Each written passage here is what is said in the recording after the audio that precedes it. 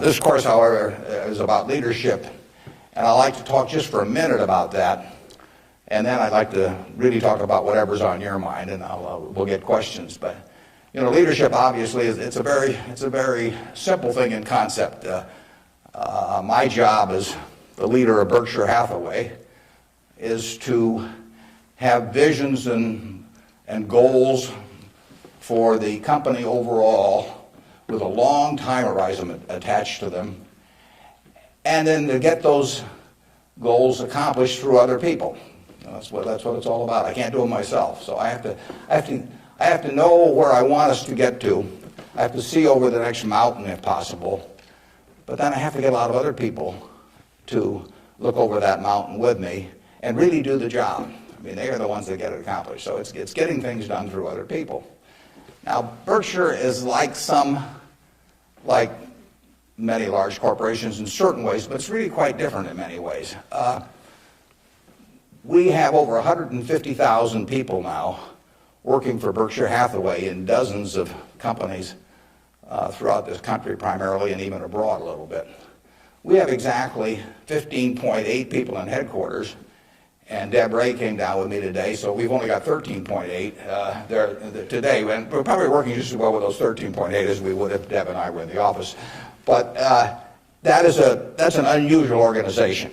I mean, we have dozens of operating managers, CEOs of their businesses, out there running them today, and they do it without any direction from the home office except for one very limited piece of direction that I give them, which I'll get to in a second. But we have these people, and they're an unusual group of people running these businesses because most of them have sold their businesses to us, and they're very, very wealthy. 3/4 of our managers do not need to work financially. They have no reason financially to work. Probably 3/4 of them are worth at least $50 million, and we have some that are worth in the billions. And yet these people jump out of bed every morning, and work, and they work weekends, and they love working. And why is that? And what's the key to that? Well, the key really is the same reason I keep working. I'm 72. I'm getting Social Security now, so I should be in Florida, pushing shuffleboard around or something of the sort. But I do what I can do. Anything in the world I want to do. But what I want to do is run Berkshire Hathaway. Now, why do I want to run it that way? There's a couple things. A, I get to paint my own painting. I go down there every day, and I feel like Michelangelo. They're working on the Sistine Chapel or something. Nobody else may think it's a great painting, but I get to paint my own painting. I do not have people second guessing me. I do not have people saying, why don't you use a little more red paint than blue paint? Why don't you paint a seascape instead of a landscape? I get to do my own thing. It's a form of creativity. It's exactly like somebody feels it's a professional golfer or somebody feels it's a painter. They're not doing it for the money, primarily. They're doing it because they like doing something well, and that it happens to be down the route of their talents. And the second thing I like, frankly, is I like applause. I like appreciation. So I like having shareholders who feel good about what I've done. I mean, I have a 96-year-old aunt, and her husband went to the University of Nebraska too, and she is. She has all her money in Berkshire Hathaway, and she counts on me. And she's out in Palm Springs now, and her whole net worth is in Berkshire. And I've got cousins, and I've got everybody in our family has got all their money in Berkshire. And so those people are counting on me, and that's kind of fun to have something where you can actually deliver for other people and change their lives in positive ways. As a matter of fact, we had a couple that nobody had ever heard of up until a few years ago, the Othmers in New York. They came from Omaha. Don Othmer went to Central High. Mitt Othmer, not sure which high school she went to in Omaha, probably South High. They left $750 million when they died. Nobody had ever heard of them. And I think a substantial portion, went right here to the University of Nebraska. It was probably a total surprise to the university when they got, I don't know, you probably got 150 million or so. Yeah. Yeah, well, you should thank the Othmers, but nevertheless, you see the money, you see good things happening out of it. So it's fun. I mean, you know, it beats playing golf every day or something of the sort. So I say, if that's what turns me on, what's going to turn on these managers that are out there running things like Clayton Homes, or we've got a company, Flight Safety, that trains more pilots than anybody in the world. Flight Safety is run by an 85-year-old man, Al Yulshi. Al started the company with $10,000 in 1951. It now trains 4 or 5 times as many pilots, as non-military pilots, as anybody in the world. And he is there at 85, and it's a matter of public record. He's got $1 billion worth of Berkshire shares. He works 7 days a week. He loves it. And he loves it for the same reason that I love what I do. He gets to do it his way. He buys these big simulators that you train pilots in. He doesn't have to check with me as to whether to spend $15 million for a simulator. He doesn't ask me. He knows so much more about it than I do. Why in the world would he ask me? Well, I can't tell what kind of a plane I'm in, when I'm flying around. And Al is spending a couple $100 million a year on simulators, spending Berkshire Hathaway money, and he never checks with Omaha. He's never had to come to Omaha for any kind of meetings. He runs his own business, and that's what he loves in life. And I let him do it. I mean, that's my contribution to it, is really turning loose his energies. And, they were properly directed before we bought the company 7 or 8 years ago. Why should I think that, he couldn't keep running it after that? And like I say, at 85, he's still running it. The second thing that our managers like, in addition to this painting their own painting, is they too love applause. I mean, I try to be, I report in my annual report accurately what they have accomplished, but they accomplished a lot. You heard Susan Jock, I think, some weeks ago here. Susan came to Borsheim's, and she was making $4 an hour. $4 an hour.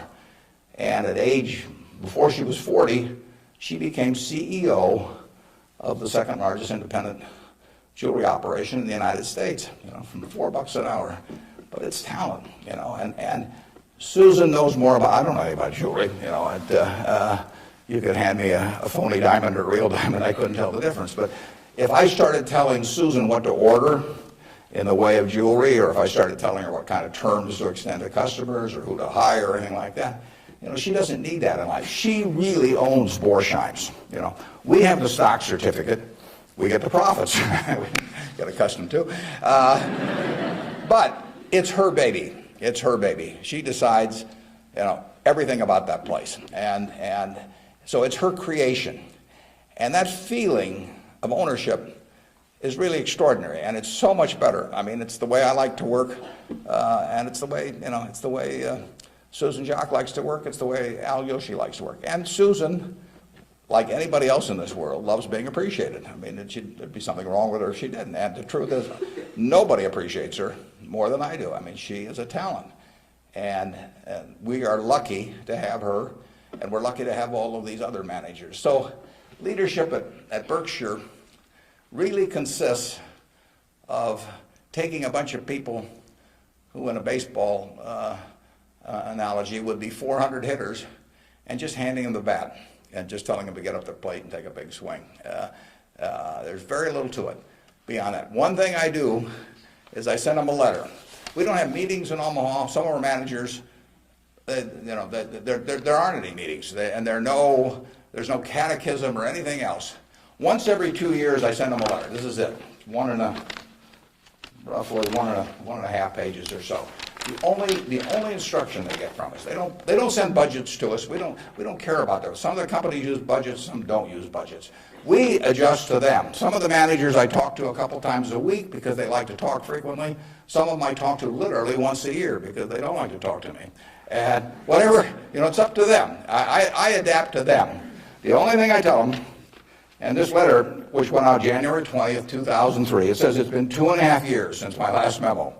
Now, how many big companies you have the managers out there? Been 2.5 years since they've heard from the home office. It's been 2.5 years since my last memo. Here are a couple things to keep in mind. And number one, and this is number one every time. This doesn't change. It won't change 2 years from now, or 4 years from now, or 6 years from now. Number one, we can afford to lose money, even a lot of money. We cannot afford to lose reputation, even a shred of reputation. Let's be sure that everything we do in business can be reported on the front page of a national newspaper in an article written by an unfriendly but intelligent reporter. In many areas, including acquisitions, Berkshire's results have benefited from its reputation, and we don't want to do anything that in any way can tarnish it. Last year, Berkshire was ranked by Fortune as the 4th most admired company in the world. This year, we were 3rd in the United States. They just published it. It took us 37 years to get there, but we could lose it in 37 minutes. And that's the message. I mean, we can lose money. It does, nicer to make money, but we'll figure out ways to make money. But we can't lose a shred of reputation, because you don't get it back. And you can, I said 37 minutes, but you can lose it a lot faster than that. You can lose it in 5 minutes. And in fact, I was talking to Bruce coming in, and he did some work around Salomon Brothers, and I went back there 11 years ago because this firm, which had the second largest balance sheet in the United States at that time. It was a preeminent firm on Wall Street. John Goodfriend, who ran it, had his picture on the front of Business Week as the king of Wall Street. And in late in April 1991, he made a fateful decision. It was reported to him that an employee down the line had flim-flammed the U.S. Treasury, had broken some rules, tried to play games with him. And John did not report that fact to the Treasury or to the Federal Reserve or to the SEC or to anybody else. He didn't do anything wrong himself, but he got behind the curve. He didn't report it. The president of the company, Tommy Strauss, didn't report it. If you saw that Katie Couric show on Sunday night on the Central Park Jogger, Tom Strauss was on there, but Tom Strauss ended up losing he was president of Salomon Brothers. John was chairman, John Goodfriend. They didn't do anything. They dawdled. And after a few weeks, the same guy that had committed the terrible acts earlier, on May 15th, he did the same thing again at a Treasury auction. And now they were in this terrible pickle because they had known about this on about April 28th, that this guy was a bad actor, and they hadn't done anything. And now on May 15th, he does the same thing again. And now if they go, they start feeling if they go and talk about it, that people will say, well, why weren't you in here before? So they just kept trying to shove it out of their mind and do other things. And it came within inches of destroying the firm. It destroyed their careers. I mean, John Goodfriend had spent 30 years in Wall Street and had a fine reputation. The king of Wall Street was brought down by one simple act of omission.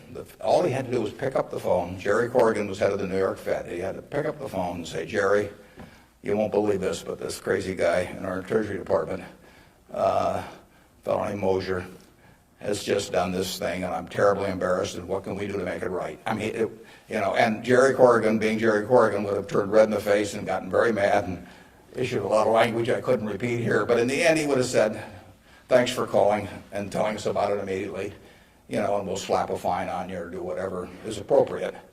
And the next day, the firm would have gone on fine, but John Goodfriend, actually, a perfectly okay guy, but he didn't act when it counted. And Tommy Strauss, who was number 2, the same way.